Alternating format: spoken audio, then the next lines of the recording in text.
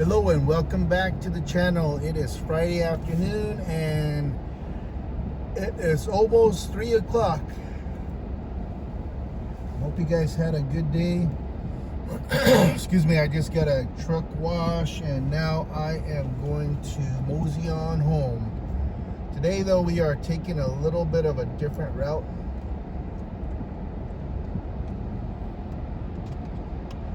We are going to see what traffic is like, kind of just going through the streets and not the freeway. I hope we don't get stuck in a mess.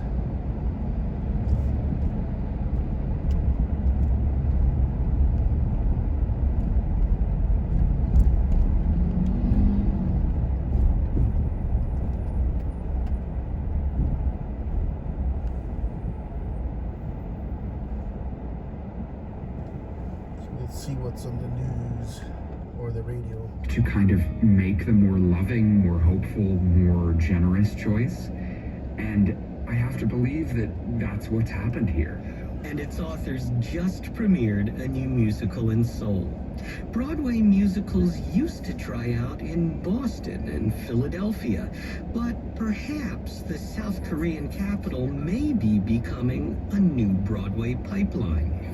For the World, I'm Jeff London, New York. Is the song maybe happy ending? We'll see. Ambassador Council, whose members include the Kelson Foundation, Roman Mars, Gavin Selmanese LLC, the Schmidt Family Foundation, Ed and Lillian Schneider. The World's theme music is composed by Ned Porter. The World is a co-production of GBH Boston and PRX.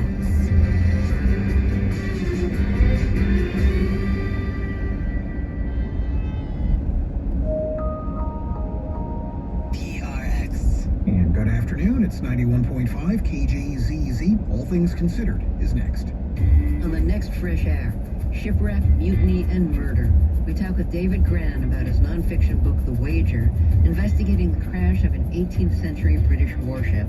The survivors sailed thousands of miles to safety on a makeshift boat and faced charges of mutiny. Gran also wrote Killers of the Flower Moon. Join us. Join us for Fresh Air. You can hear it tonight at 7, right here on member-supported KJZZ FM Phoenix and HD. Well, things cooling off as we get further into the weekend. Overnight lows tonight in the Phoenix area should be in the upper 60s. One more day in the mid-90s, about 95 for Saturday, but a slight chance of showers and much cooler temperatures by Sunday. We should be down to about 81 for a high on Sunday and Monday. 92 degrees right now in Phoenix at 3 o'clock. We were quite thoroughly running around the building trying to figure out what to do with these studies because we weren't going to be allowed back the next day. The Trump administration's cuts to a government health agency has researchers worried about long-term impacts. For Friday, May 2nd, this is All Things Considered from NPR News.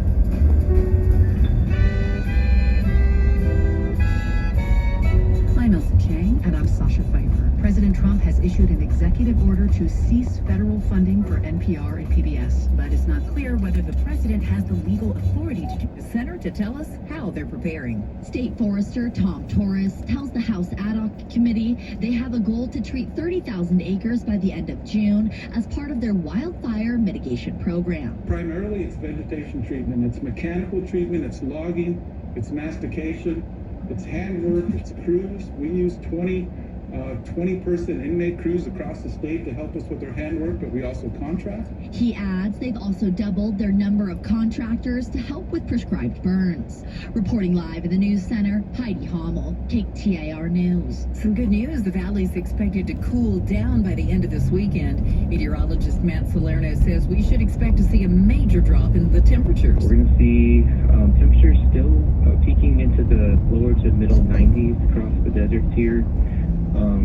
But then by Sunday, we're going to have a strong area of low pressure that's going to move into the desert southwest, and that's going to bring us about a 10 to 15 degree drop in temperatures. You can expect temps to be in the mid to upper 70s by Monday.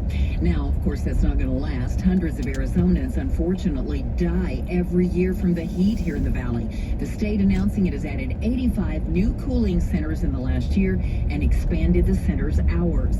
To find a list of locations, go to heat.az.gov or you can call 211. 19-year-old William Owen Hines will be sentenced this afternoon for his role in killing East Valley teen Preston Lord. Hines admitted to kicking Lord during the fatal group attack outside a Halloween party in 2023. During his plea hearing, Hines apologized. I do pray for forgiveness and that one day I can make things right, but until then, I will continue to make the world around me a better place. Hines is one of 7 people charged in the case and is facing up to 21 years in prison. Prosecutors are asking for the maximum, citing Hines' criminal history, which involves 2 other brass knuckle beatings in 2022. All happening before he turned 18. Newark, New Jersey's a major New York area hub airport, especially for United Airlines. And now we're finding out air traffic control problems that caused major flight delays and cancellations this week is going from bad to worse, and it's going to stretch on into the summer. Earlier this week, flights at Newark were grounded because of air traffic control equipment and staffing issues. Passengers were stuck. I don't remember things being this bad. And now Newark controllers who were on the job during 2 brief equipment outages this week are saying they were traumatic events. When a controller files that claim, they can be off the job for 45 days to recover from the traumatic event. That'll make staffing problems even worse at Newark. Controllers have been angry about Newark air traffic control jobs being moved to Philadelphia. Alex Stone, ABC News. Time right now for the KTAR Timeline with Patricia Valencia, brought to you by the Attitudes Campus. It's May 2nd, and back on this day in 1997, Austin Powers' International Man of Mystery was released. Yeah, baby! Starring Mike Myers and Elizabeth Hurley, it's the first installment in the Austin Powers series, centering on a flamboyant secret agent and a criminal mastermind arch nemesis who go into and come out of cryostasis at the same time to battle it out in a very groovy way. The film, which cost $16.5 million to produce, received mixed reviews but grossed $67 million worldwide. Mike Myers created the character of Austin Powers for the faux 1960s rock band Mean Tea that started following his SNL stint in the early 90s. It's estimated that 40% of the film was improvised, with filming locations including the Riviera and Stardust Resort and Casino on the Las Vegas Strip. Since then, the series added 2 other movies, and it all started when the first Austin Powers movie was released back on this day in 1997. Yeah, baby! Oh, I hope the traffic is that happy out there. John Roller, get us home. He's in the Valley Chevy Dealers Traffic Center. All right, thank you, and good afternoon, Becky Lynn. Right now, Valley Main Line's not looking too bad. Our normal spots of slowing westbound Loop 202 coming into the downtown area slows you down right at 32nd Street through the mini stack, also at the split. We've got slowing coming westbound on the I-10 as you approach the split there, whether you make the decision to go northbound on I-17 or stay on the end of the loop. You've got slowing back to about 24th Street. We do have crashes, 83rd Avenue and Lower Buckeye, Camelback and Hayden, a crash in Scottsdale this afternoon, Bell Road and Bullard in Surprise, and another crash in Scottsdale, 56th Street, just south of Bell Road. Traffic is brought to you by Red Mountain Weight Loss. Slim down this summer with the doctors at Red Mountain Weight Loss. They'll personalize your plan to maximize your results on Wegovy or Zepbound. No shortages, no waiting, just results at redmountainweightloss.com. That's redmountainweightloss.com. John Roller, KTAR News. Overnight, low temp around 69 degrees and then 94 tomorrow before we get into those 70s, 79 Sunday, 74 on Monday. Right now in Cave Creek, it's 88. Weather brought to you by Howard Air and Plumbing. Whether replace or repair, call Howard Air and Plumbing. I'm Becky Lynn on Arizona's news station, KTAR News. Chris Merrill, Joe Huizinga. It's the Chris and Joe Show. KTAR News. Thanks for spending a part of your Friday with us. I want to say thank you to a deserving teacher. Here's what we're doing. It's a $2,500 gift card. What we need, though, is your help to nominate a deserving teacher. We're not asking for your money. We're just asking you for a name that we can give the money to. Text teacher to 620-620 and tell us why that teacher should be recognized. A tribute to a teacher is brought to you by your Valley Toyota dealers. Again, text teacher to 620-620. That's teacher to 620-620. Oh, Joe. Did you see that story about that woman? Oh, this is a horrible deal. Yeah. About this woman who died. She overheated because it didn't hit 100. She died of the heat because it didn't hit 100.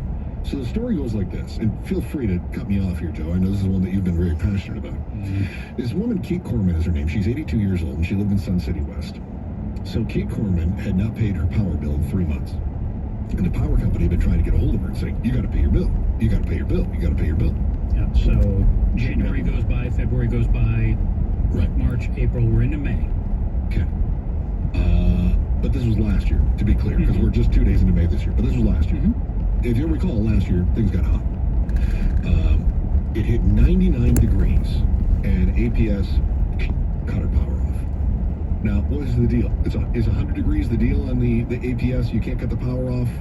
State law thing? See, I'm unclear on that. I had thought it was 100 degrees, but then I also have seen that it could be certain day. There's certain months. Okay. All right. So whatever it was, they were in the clear, and they cut the power. They did. Then she died. She did. That is horrible.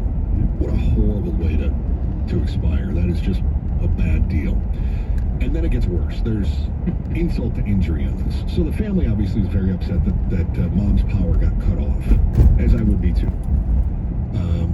So there was a heat victim advocate, and I didn't realize that there was a group of heat victim advocates, but there is a heat victim advocate who shared a story that the NBC station in town did, 12 News, put it on social media, and then asked the commission if they would address Kate Corman's death.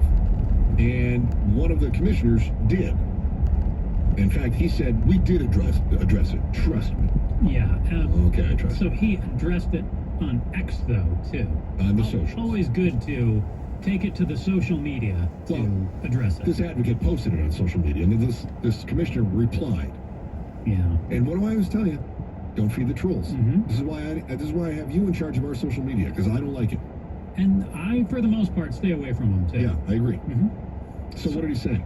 Well, here's the part that I found interesting, too. Let's back up for another second here. Maricopa County investigation noted that Corman was found dead wearing a nightgown in her bedroom and that her home was of average upkeep, so her house was all right. We call that lived in. The report stated Corman's death was heat-related. The subsequent medical examiner's report made two key findings. The cause of death was chronic alcoholism. The manner of death was exposure to heat. So there's going to be some nuance here.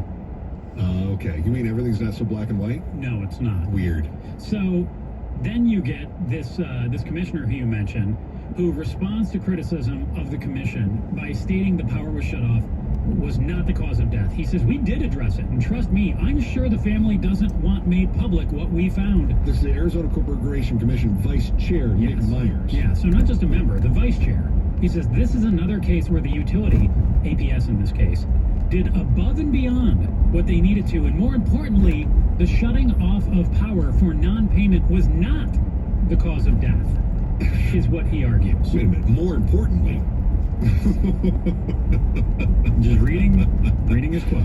More importantly, let's talk about liabilities, not your dead mother. So, one of the deceased's sons... Can I... Wait a minute. Yeah. Just a moment. We had a story earlier this week about APS and fire and the state trying to figure out how much liability the power companies are going to have, and how do we protect the power companies? And they said, listen, well, the one thing we have to make sure, the insurance companies too. That's right. How do we make sure that the power companies don't go broke? We have to protect the power companies, they said. Well, we just hosed the citizens. And they said the most important thing is to make sure they're not cutting off power just to avoid liability. The whole vantage point of the Corporation Commission is to protect the power companies from liability, which is why Meyer's saying, more importantly, the shutting off power for non-payment was not the cause of death. So then you have the deceased's, one of her sons chimes in and says, my mom may not have been in good health, but she wouldn't have died when she did in the way she did if the power had not been cut off. All right, listen. You and I have talked about this before when people start arguing about comorbidities. They say, you didn't die of COVID, you died of emphysema. Well, no. I had emphysema. I died of COVID, right? where I have trouble with the as you said, the nuance of the ME's report. There is no way for the Corporation Commission to win on this issue, though, when they're arguing publicly with a family who has lost their mother on social media due to a heat adjacent death. Absolutely. Call it whatever you want. The family lost mom, and you're arguing about how you went above and beyond. So, well, here's the fun part. When the vice chair of the Corporation Commission, Nick Myers, goes on, and here's the part that's really got people riled up. Yeah, so he says, so you are really going to come after us? We have no control over the situation. When you failed to protect your own mother, even though there were multiple tools in place for you to use for that exact purpose. Wow. So, Sun gets back again and says, when you say you have no control, isn't regulating APS literally the Arizona Corporation Commission's job? Instead of victim blaming, maybe focus on why the tools that are in place failed in this case and what could have been done differently to prevent future tragedies. Okay, first of all, kudos to the son, Adam Corman is his name, for calling him out, standing his ground, but not taking it, because Myers was trying to troll. Down a personal road again. He went personal. He said, you failed to protect your own mother. In effect, what the vice chair of the Corporation Commission, Nick Myers, was saying is, your mother is dead and you killed her.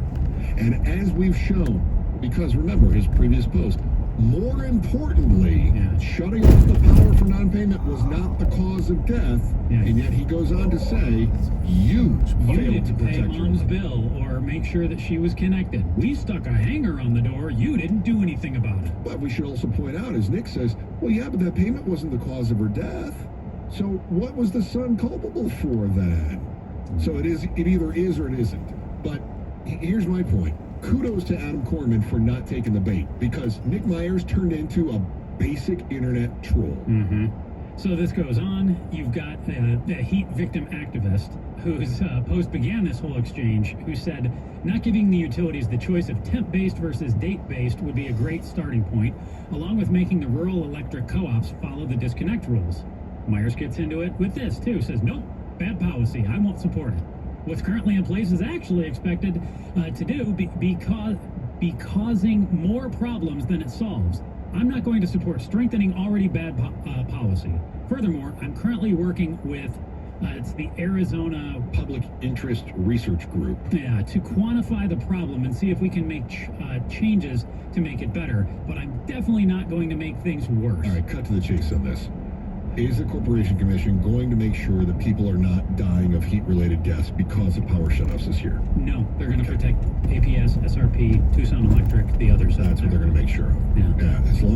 As long as they can dodge culpability, they are not going to manage those power. They're going to cite the fact that they say they put a placard on the door. The family or a hang tag that says mom hadn't paid. Yeah. The family says they didn't see a hang tag. Yeah. And tragically, I think someone will probably die again this summer in their own house. They will.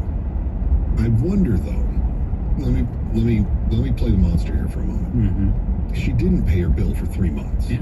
The family didn't step up and help her pay the bill for 3 months. Mm-hmm. And it sounds like she was paying for alcohol for 3 months. Or she'd been doing it for a lot of her life, or enough that she was in poor health. But the frustrating thing for me, and we have this conversation when it comes to like the homeless, for instance, is that you're choosing your addiction. And I get it. It's an addiction. That's the whole point of the word addiction. But the addiction over the basics. Mm-hmm. So mom here is buying the alcohol with money that should have been going toward the power bill. Mm-hmm. Okay. But that's addiction for you, right? But does as raw as it was that he said it, does the family have any culpability when it comes to you didn't help mom out in her time of need? Because I would take that to the grave. I would feel incredibly guilty. Like, my God, I didn't help. Mom is dead. Yeah, but they may not have even known. Okay. I'm going to be completely honest with you. I probably haven't talked to my mother in well over 3 months. Okay. But I know you talk with your parents on a pretty regular basis. Yes. If I don't talk to my mom, and if I don't hear from her, I don't worry about it. No. Am I a bad son? No. No. You're not. I would feel like a bad son if something happened to my mother and she died as a result of me not remaining in contact and knowing what was going on in her life. The biggest issue I have with this is the organization, the group, the commission in charge of making sure that the power companies have our best interest at heart seems to once again be protecting the power companies in this case as opposed to protecting us. I'm not saying we should get to crank the air down to 70 and never pay for it, but how about what? You know I would never turn the air down to 70 in the first place. Is that what you're going to say? Yeah. But what I am saying is, on a day when it was still 99 degrees, at the very least, they could show some compassion. And it feels like instead they're saying, you killed your mom. Agreed. And that's a terrible look for a group of people protecting billionaires to say this is on you for not protecting your mom. That is how not to do it. Yeah. Right? That's a bad look. The other major power provider in the valley says that they might make a big change in one of their plants. The result is your juice might be a little cleaner. The utility says it's going to save you money. So why would anyone oppose it? Believe it or not, it's both the left and the right that don't like the idea. That's next on the Chris and Joe Show, KTAR News. First, here's our News Corporation Commissioner, Becky Lynn, with the day's top story right now. KTAR News Flash. It's 3:17. I'm Becky Lynn. Here's what you need to know right now. Veterans Day originally commemorated the end of World War I, but eventually became a holiday to honor all veterans. Well, now President Trump wants November 11th to be known as Victory Day for World War I, and he wants to create a new holiday to celebrate victory for World War II. Here's more with ABC News White House correspondent Karen Travers. In a late-night post on his Truth social media platform, President Trump says he wants to rename Veterans Day, the federal holiday which currently honors all veterans who served in the U.S. military. He now wants November 11th to be called Victory Day for World War I, and he wants to make May 8th Victory Day for World War II, writing, "We won both wars. Nobody was close to us in terms of strength, bravery, or military brilliance, but we never celebrate anything." All of our top stories are only 15 minutes away. For more news, go to KTAR.com or the KTAR News app. Let's get a check on the roads with John Roller, live in the Valley Chevy Dealers Traffic Center. All right, thank you very much, Becky Lynn. Seeing some slowing in the North Valley on the westbound Loop 101 Alwa Freeway. Starting at Cave Creek Road, looks like we have a crash just ahead there. That is our heaviest slowing on the Valley main lines right now. We do have a crash at 43rd Avenue in Union Hills, Hayden, and the Loop 101 Pima Freeway. That is restricting the north and south lanes of Hayden there at the 101. 83rd Avenue and Lower Buckeye, a crash, and a very serious crash in Scottsdale this afternoon, Camelback and Hayden. Traffic is brought to you by Day and Night Air Conditioning, Heating, and Plumbing. Turn in at that old AC for a brand new one with cash for clunkers. $3,000 off a brand new AC unit. Full details at dayandnightair.com. John Roller, KTAR News. Overnight low 69 degrees. Tomorrow 94, but backing off to the 70s Sunday and Monday. It's 87 right now in Queen Creek. Weather brought to you by Howard Air and Plumbing. With a replace or repair, call Howard Air and Plumbing.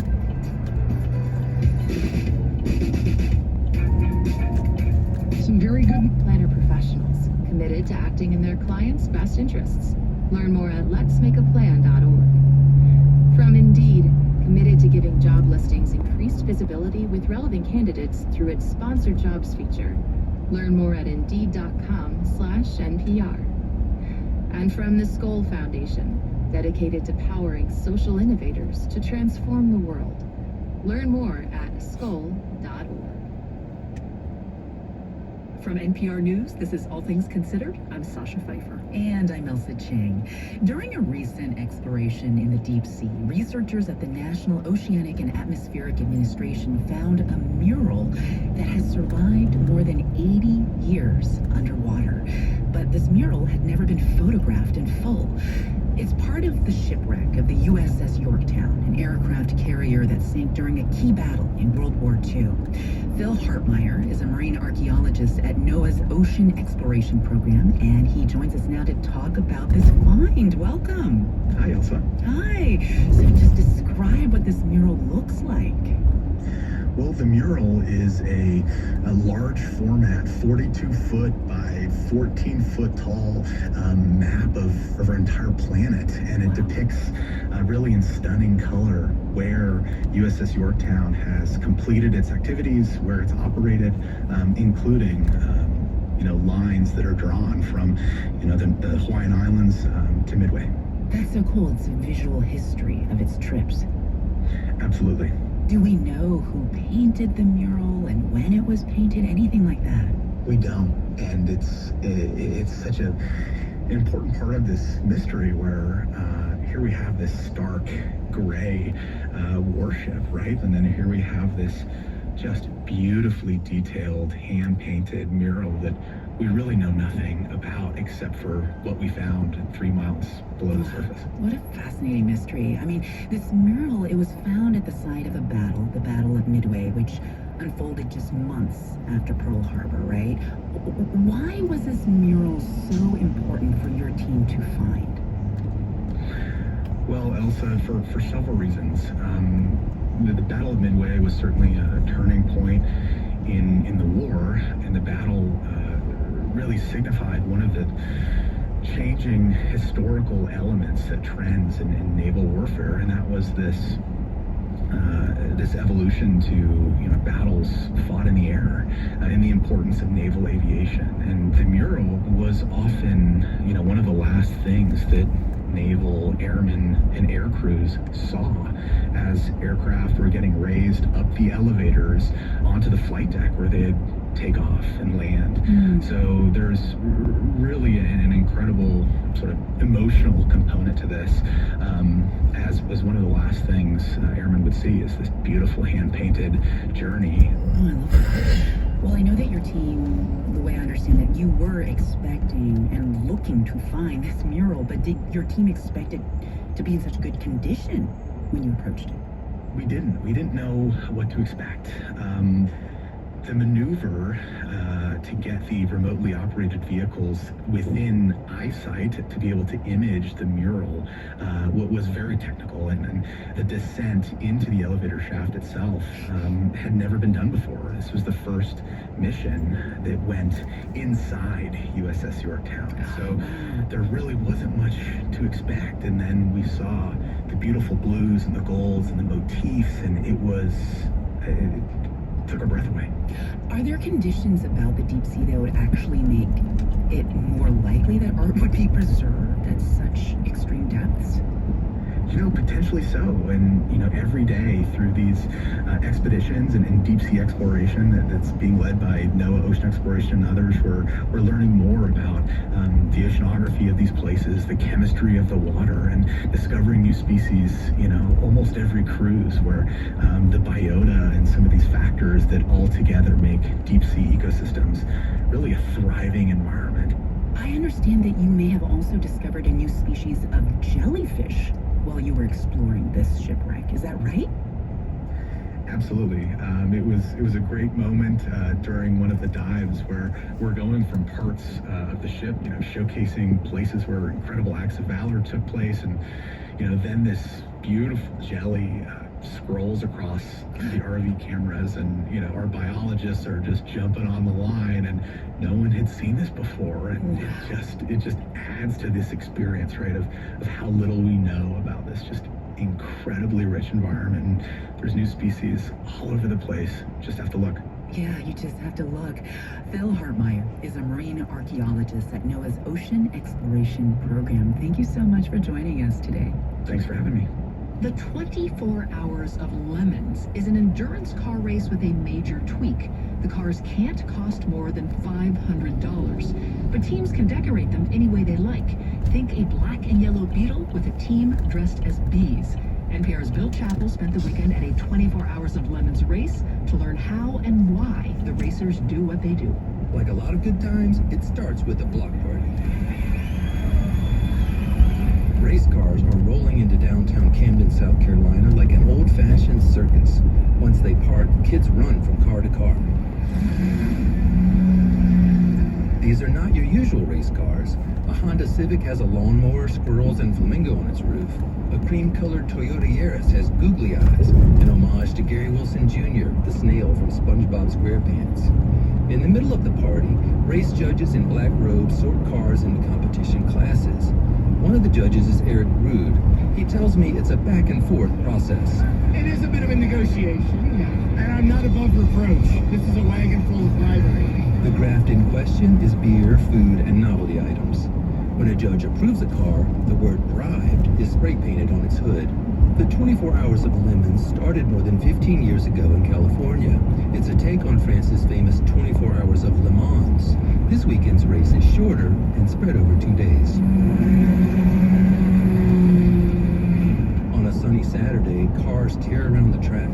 Matthew Ramirez stands at a fence with his young son, who's a big fan of Gary the Snail. Ramirez is here to see a friend race.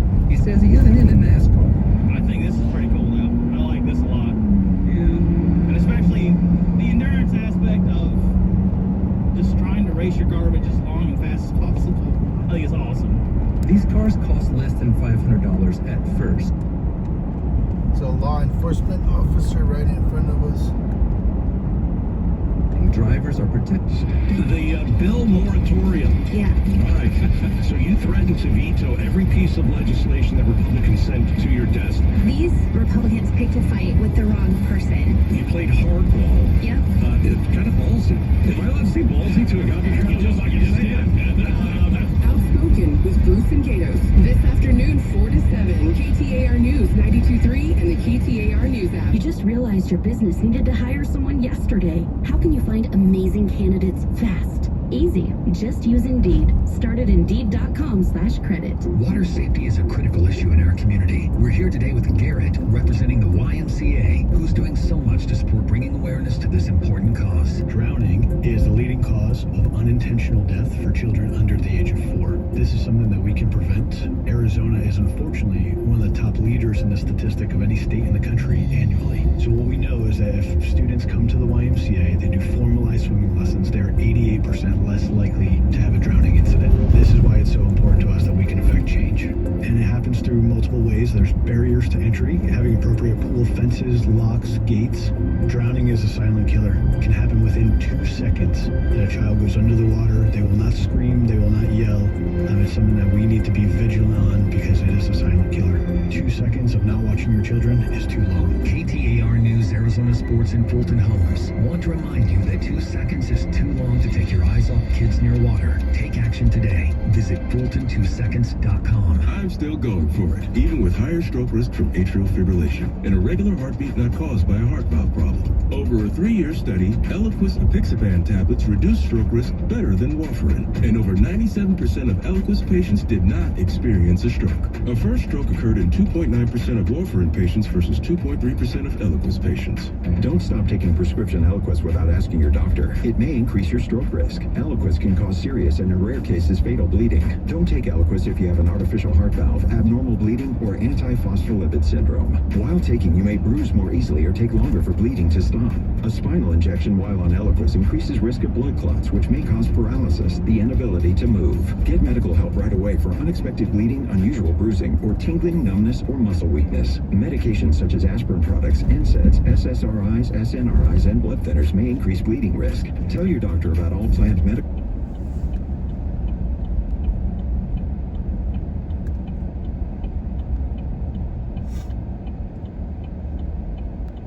All right, we made it to the 202.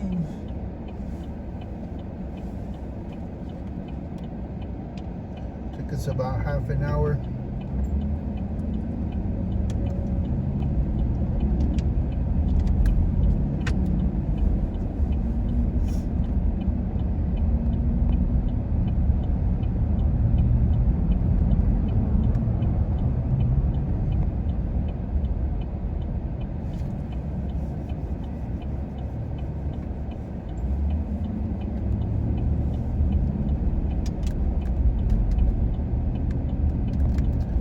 See him vaping as well, or smoking or something.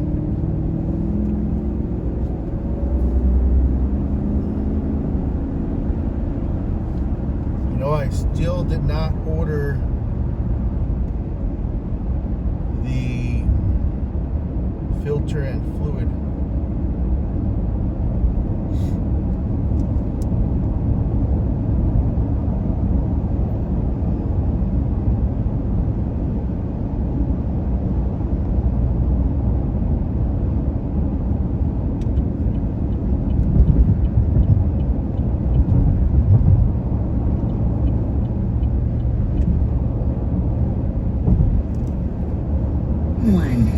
afternoon. I'm Becky Lynn. KTAR breaking news alert. This just into the KTAR News Center. William Owen Hines, one of 7 accused of killing East Valley teen Preston Lord, has been sentenced to 17 years in prison. 12 of those years in connection to manslaughter charges for Lord's death. The now 19-year-old Hines pled guilty to kicking. Hey, look at that. Tesla doesn't even know that that's a cop right there. That came flying onto the freeway. It's undercover, or maybe he's off duty. Again, the first person has been sentenced in the death of Preston Lord and will be facing 17 years in prison. KTAR's Ballon Overstoles is at the courthouse and will bring us the latest throughout the afternoon. Get breaking news notifications right on your phone. Download the KTAR News app. And for more, go to KTAR.com. Governor Katie Hobbs joined Outspoken to talk about signing a bill that cleared the way for Exxon, a weapons and technology company, to build a headquarters and apartment complex in Scottsdale. It sends the message that Arizona is open for business, and we're not going to let politicians use the government to shut business down. Hobbs says this bill will create at least 5,000 jobs and generate billions of dollars of economic activity in Arizona. 20,000 UPS employees will be out of a job as the shipping company works to cut ties with its biggest customer, Amazon. ABC News correspondent Jim Ryan explains another change. Along with the sweeping job cuts coming before the end of the year, UPS plans to close down 73 of its leased and owned buildings by the end of June. ABC News reports UPS CEO Carol Tomei saying they'll reduce the amount of Amazon packages it's shipping by more than 50%, and that, alongside an uncertain market, is driving these cuts. President Trump has threatened to take away in-state tuition for Dreamers and undocumented students. Governor Hobbs joined Outspoken and says Arizonans voted for this right in 2022, and Trump can't use an executive order to change state law. Hobbs adds that opportunities like these are important to grow our workforce and our economy here in Arizona. Let's check on traffic with John Roller. He is live now in the Valley Chevy Dealers Traffic Center. Becky Lynn, right now we've got a couple of issues in the North Valley. We've had a crash, westbound Loop 101, the Pima Freeway, right at the 7th Avenue off-ramp, and then right behind it we have got a vehicle fire, and it's really cooking. It is kicking up a whole bunch of black smoke, and we've got slowing all the way back to Tatum Boulevard. As you come westbound on the 101, fire not yet on the scene. They will be shortly. 43rd Avenue in Union Hills, we've got a crash there. Hayden and the Loop 101 Pima Freeway, we've got a crash there at the underpass. 83rd Avenue in Lower Buckeye, we've got a crash there, and still working that serious crash in Scottsdale, Camelback, and Hayden Road. Traffic is brought to you by AZ Trimlight. Enhance and brighten your home with programmable outdoor lighting. Biggest savings of the year this month only. Go to aztrimlight.com for full details. John Roller, KTAR News. We are looking forward to our cooler weekend ahead. Now we're going to see an overnight low of 69, and it will be 94 tomorrow, 79 by Sunday, and 74 on Monday. It's 93 right now in Peoria. Weather brought to you by Howard Air and Plumbing. For the replace and repair, call Howard Air and Plumbing. I'm Becky Lynn on Arizona's news station, KTAR News.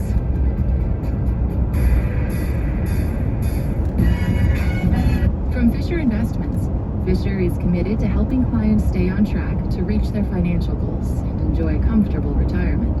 FisherInvestments.com. Investing in securities involves the risk of loss. And from the Doris Duke Foundation.